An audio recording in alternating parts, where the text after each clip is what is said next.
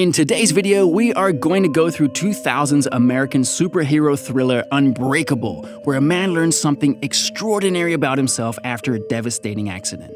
Spoilers ahead, you have been warned. Before we get into the video, please give it a like and subscribe to the channel.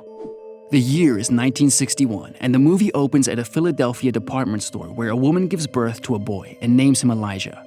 There happens to be a doctor around the store. He takes the baby in his arms, but his smile fades as he asks if they dropped him. The mother and the people surrounding her answer no, only to be told that the baby's limbs are broken. Present day, David Dunn is traveling from New York to Philadelphia in a train. The engine of the train keeps getting louder and the train speeds far more than the limit. The passengers panic. David wakes up in an emergency room. The doctor by his side asks him basic medical questions and then inquires the position of his train seat. He says his seat was by the window in the passenger car, to which the doctor looks at him funny. The train had derailed, causing the accident, and David was the only survivor with no broken bones. He has no wounds on him, not even a scratch. As he comes out of the emergency room, his son and wife hug him, while people around stare at him. An anomaly, a miracle. At home, his wife Audrey asks about his interview in New York. He says he didn't get the job but still plans on moving there. They are going through marital problems, which is why they sleep in separate rooms.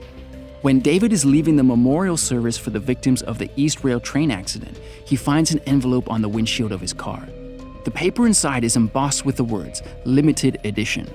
There's only one sentence written inside the fold: "How many days of your life have you been sick?"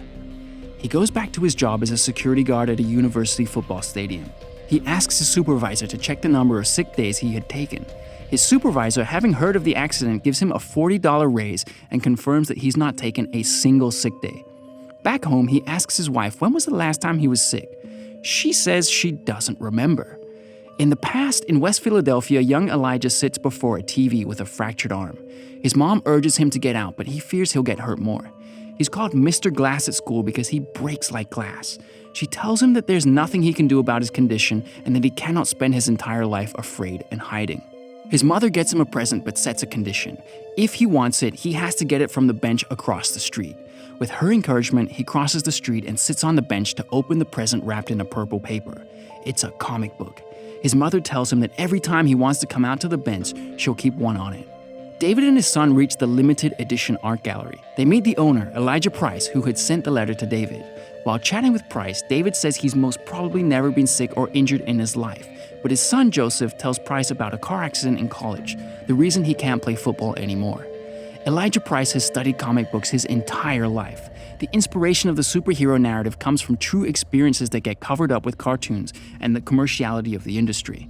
He had observed man-made disasters and accidents, but never had he heard the word sole survivor until the East Rail train accident. He tells David about his condition, osteogenesis imperfecta, where the bones have low density which make them brittle. He always thought there was someone on the other end of the spectrum, someone with above average strength, someone who will protect others. David believes that Price just wants to take financial advantage. The envelope gave him hope. He reached out for a solution and is reasonably put off by Price's theory. At night, he digs up newspaper cutouts of his football career and the subsequent car accident. Audrey and David talk about their broken relationship. She says that she wants to work on their marriage again, adding that she's so thankful that he survived the car crash. Price visits him at the stadium, supported by a glass cane. He finds it interesting that David chose to be a security guard, a profession of protection. As they stroll around the stadium, David has a hunch that a man in a camouflage jacket is carrying a gun. When he starts searching the people going in, the man separates from the line and leaves. Price asks David if he has powerful instincts. He explains that superpowers in comics are just an exaggeration of instinct. David argues that he could be wrong about the gun. Price leaves the stadium and follows the man to prove his theory. As he gains on him, he falls down a staircase and yells in pain, his glass cane shattering beside him. At the very moment he sees a flash of a silver gun on the man, David was right. After work, Joseph tags along with his father to help him work out. He puts 250 pounds on the weights. That's the most David has lifted while bench pressing. Joseph says he'll take off the weights but adds 20 more. David reprimands him for it, but they keep adding as much as he can lift. By the end, David lifts 350 pounds. Elijah is in a wheelchair due to his fall. He visits David's wife, a physical therapist, as a patient. Audrey indulges him when asked about how she met her husband. They keep chatting and Elijah ends up telling her how he discovered David and his condition. He tries to make her see what he sees in David. Meanwhile, David gets a call from Joseph's school saying he's hurt. He sits with the old principal as she recollects David's drowning incident from his childhood, one he doesn't remember until now. Joseph explains how he hurt himself as a result of thinking he was like his father. When Audrey is telling David about Elijah's visit, Joseph finds his dad's gun and bullets. He tries to shoot David to prove Elijah's theory that he cannot get hurt. Audrey tries to talk him down. David tells him about the drowning incident. When Joseph doesn't comply, David threatens to leave the house if he shoots him. That gets him to lower the gun and the family breathes a sigh of relief. David meets Elijah, who accuses him of faking his car accident injury to avoid success in football for marriage. David shares the pool incident of his childhood with him, disproving his theory. Then they decide to end their communication forever. David and Audrey go out on a date. When they come back, there's a voicemail from Elijah. In it, he says they may be on the opposite end of the spectrum, but their common weakness is water. A flashback plays of him saving Audrey from the car crash. A man asks if they're hurt. Audrey's injured on the legs, but David doesn't answer. In the present, he calls Price and confesses that he's never been injured. He tries to develop his instincts by going into a crowd. When he comes in contact with someone, he can see their worst deed. He lets people rush past him and sees some of the terrible things people have done: hit and run, theft, and molestation. He's overwhelmed by seeing the worst of people. A maintenance man walks by and David sees a vision of him breaking into a house and killing a man. He follows the murderer on a rainy night to that very house. He sees flashes of the crime as he walks in. He steps into a bedroom where he finds the victim's daughters handcuffed inside the closet. David helps them escape. Before he can untie the wife in the next room, the murderer finds him and pushes him from the balcony, in a pool, almost drowning David.